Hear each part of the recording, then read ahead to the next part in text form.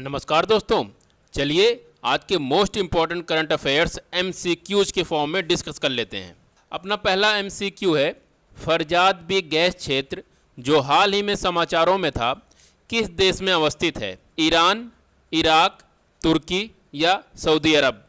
अगर इसका जवाब आपको पता है तो कमेंट में ABCD आप लिख के बताइए, और अगर नहीं पता है तो भी इंटेलिजेंट गेस करके आप इसे कमेंट में बताइए। सॉल्यूशन देख लेते हैं। ये आप ईरान का मैप देख रहे होंगे। ईरान के मैप में ये जो इसके दक्षिण में क्षेत्र दिखाई दे रहा है, ये फरजाद बी ब्लॉक क्षेत्र है। यहाँ पर 2008 में ONGC विदेश लिमिटेड को कॉन्ट्रैक्ट मिला हुआ था इस फील्ड में तेल के खोज के लिए और यहाँ का विकास करने के लिए। ONGC विदेश लिमिटेड दो और भारतीय कंपनियों ऑयल इंडिया और इंडियन ऑयल कॉरपोरेशन के साथ मिलकर इस क्षेत्र में तेल के विकास और खोज का काम कर रही थी, लेकिन 16 मई 2021 को ईरान की सरकार ने ये डील कैंसिल कर दी। तो इस प्रकार से इस क्वेश्चन का आंसर हो जाएगा ऑप्शन ए, ईरान। बात ईरान की हो रही है तो ईरान के बारे में दो फैक्ट जान लेते हैं केवल।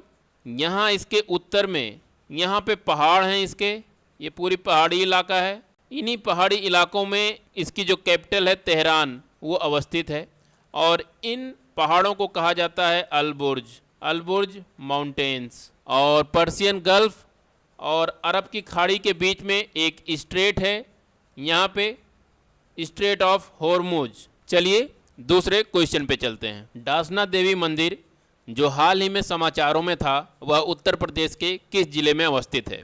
गाजियाबाद, मेरठ, बागपत या सहारनपुर? इसका सही उत्तर हो जाएगा गाजियाबाद। बात उत्तर प्रदेश के मंदिरों की हो रही है तो कुछ इंपॉर्टेंट मंदिर उत्तर प्रदेश के हैं। भारत माता मंदिर जो कि वाराणसी में अवस्थित है, पागल बाबा मंदिर और श्री राधा गोविंद मंदिर ये वृंदावन में अवस्थित है। तो इतने मंदिर याद रखिए। चलिए दूसरे क्वेश्चन पे चलते हैं। अपना तीसरा क्वेश्चन है, निम्नलिखित में से किस शहर के यातायात पुलिस कार्यालय ने कोरोना संक्रमित मरीजों के लिए हाल ही में ऑटो एम्बुलेंस की सेवा शुरुआत की है? अगर आपको आ रहा है इसका आंसर तो कमेंट में लिखिए, नहीं आ रहा है तो इंटेलिजेंट गेस कीजिए। ये देखिए ऑटो एम्बुलेंस सेवा क्या होती है। ये आप देख रहे होंगे, ऑटो वालों को देख रहे होंगे। इन्हीं ऑटो वालों को प्रशिक्षित कर दिया जाता है और इनके ऑटो में एक एम्बुलेंस में जो भी सुविधाएं होती हैं वो सारी सुविधाएं इन ऑटो में भी उपलब्ध कराई जाती हैं, जिससे ये लोग कोरोना संक्रमित मरीजों को उनके घर से अस्पताल तक और अस्पताल से घर तक लाने ले जाने में सक्षम होते हैं। चलिए इसका आंसर देख लेते हैं। नोएडा यातायात पुलिस कार्यालय ने हाल ही में कोरोना संक्रमित मरीजों के लिए ऑटो एम्बुलेंस की सेवा की शुरुआत की है, तो इसका उत्तर हो जाएगा नोएडा। नोएडा से पहले दिल्ली और गुड़गांव ये दो शहर हैं जो नोएडा से पहले भी यहाँ पे ये ऑटो एम्बुलेंस की सुविधा शुरू की गई है। चलिए दूसरे क्वेश्चन पे चलते हैं। निम्नलिखित में से किस प्रदेश की कैबिनेट ने राज्य Vidhan Parishad state legislative council के गठन का निर्णय लिया है?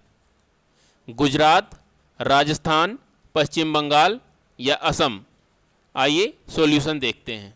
पश्चिम बंगाल की सरकार ने विधान परिषद या लेजिस्लेटिव काउंसिल गठित करने के प्रस्ताव को मंजूरी दी है, और अभी तक भारत में 6 राज्य हैं जहां पर विधान परिषद हैं, और अगर यहां पश्चिम बंगाल में ये विधान परिषद बन जाती है, इसका गठन कर दिया जाता है, तो भारत में 7 राज्य हो जाएंगे जहां पर आपको विधान परिषद देखने को मिलेगा। तो इस प्रकार अगर हम बात करें तो इस क्वेश्चन का आंसर होगा आपका पश्चिम बंगाल।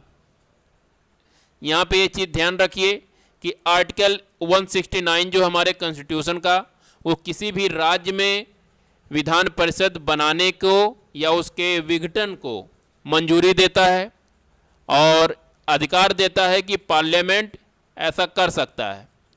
ऐसा करने के लिए उस राज्य से अगर एक प्रस्ताव आता है तो पार्लियामेंट आर्टिकल 169 के तहत राज्य विधान परिषद का गठन कर देता है। यहीं पे कोड याद रखिए, उत्तम कबाब। बा से हो गया आपका बिहार, दूसरे बा से हो गया बंगाल, का से हो गया कर्नाटक, मा से हो गया महाराष्ट्र, ता से हो गया तेलंगाना और ऊ से हो गया उत्तर प्रदेश। तो ये आपके 7 राज्य हैं जहां पर आने वाले समय में राज्य विधान परिषद आपको देखने को मिलेगा। 6 में तो पहले से ही हैं और एक और इसमें जुड़ जाएगा बंगाल, तो आपके पास 7 हो जाएंगे जहां पर लेजिस्लेटिव काउंसिल हैं। उत्तम कबाब ट्रिक के जरिए आप इसे याद रख सकते हैं।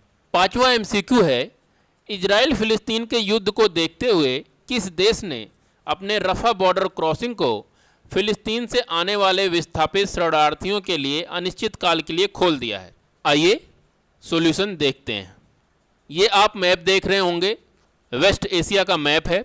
इस वेस्ट एशिया के मैप में ये जो पोर्शन है हल्के पीले कलर से दिख रहा है, ये आपका इजराइल है।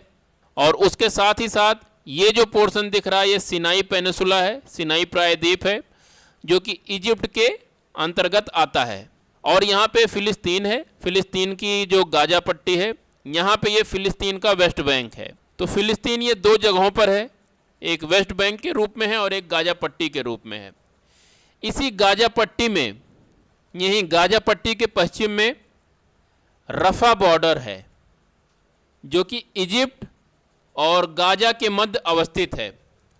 तो इजिप्ट इसका आंसर हो जाएगा। इजिप्ट ने अपने रफा बॉर्डर को गाजा से आने वाले जो शरणार्थी हैं उनके लिए अनिश्चित काल के लिए खोल दिया है। यहीं पे कुछ चीज़ें और देख लीजिए। यहाँ पे जॉर्डन नदी है और जॉर्डन नदी बहते हुए मृत सागर में आके गिर जाती है, ये मृत सागर है। यहाँ पे ये वाला पोर्शन गल्फ ऑफ अकाबा कहलाता है, ये पोर्शन गल्फ ऑफ सुएज कहलाता है और यहीं पे ही आपकी ये सुएज नहर का निर्माण किया गया है।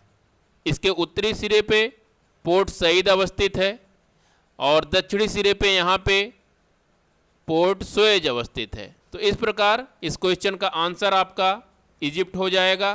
बॉर्डर की बात हो रही है तो यहीं पे 1-2 इम्पॉर्टेंट बॉर्डर और देख लेते हैं। ब्लू लाइन बॉर्डर इजराइल और लेबनान के बीच में है, आप मैप में देख सकते हैं। ये आपका इजराइल है, ये पूरा का पूरा इजराइल है और यहाँ पे ये एक कंट्री है लेबनान। तो ये जो बॉर्डर है इजराइल का लेबनान के साथ, इसे ग्रीन बॉर्डर कहा जाता है। डूरंड लाइन की बात करें, ये पाकिस्तान और अफ़गानिस्तान के बीच है।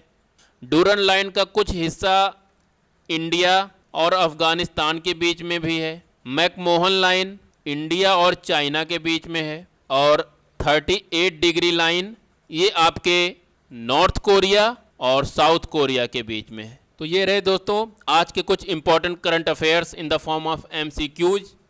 Please like, share and subscribe civil service वाला। नमस्कार।